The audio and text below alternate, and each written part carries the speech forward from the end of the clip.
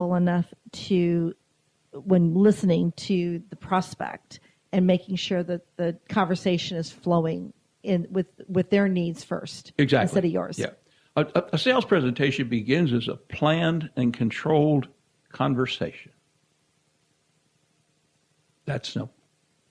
Very simple, and very difficult to understand, though. At the same time, unless you're working step by step through the process. Exactly. On that, but I like the way you're taking everybody down it step by step, because it is the way that it works, and you can't have just the attitude that I want to talk to you.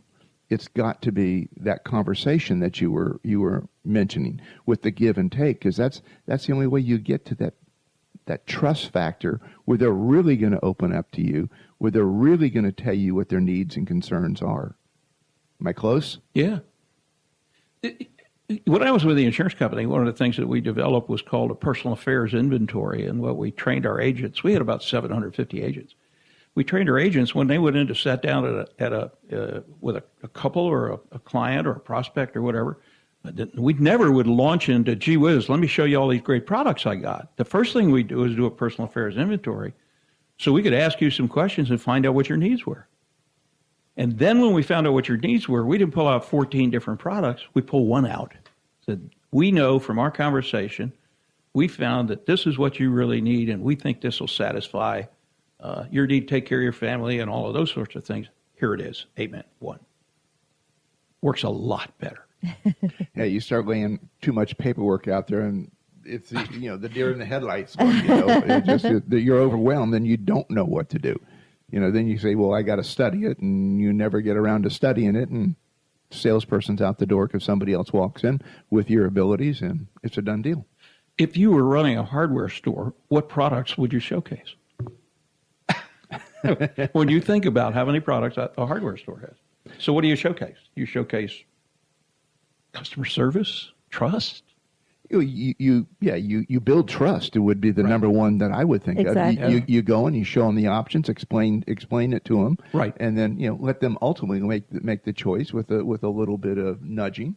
But yeah, you're in the business of educating and building those customer relationships, so people will come in. They know that you have, if they have questions, that you're going to be able to serve them and provide them with some answers as well and assist them better. Well, goodness, we're down to about 2 minutes here before our time together ends. Bill, this has been fantastic, the information you've shared, and I know our listeners have really enjoyed this conversation as much as we have. And again, here, those of you that are in the Brevard County area, when you see Bill Fitzpatrick at the different events, definitely grab him and just, have a conversation with him, and I know he'll sit down and have a cup of coffee with you too. He's just especially if you're buying, which you better be if you're trying to pick his head. Exactly. I mean, he just has such. I mean, you're very experienced and seasoned again, like we are. I mean, but you're just so genuine, and you're so thank you in giving with your information. So we thank you for sharing today. Any last words, Richard, before we kind of start wrapping this up here? Just that we appreciate you coming in, and you want to tell us one more time where you and Ron are speaking at and when?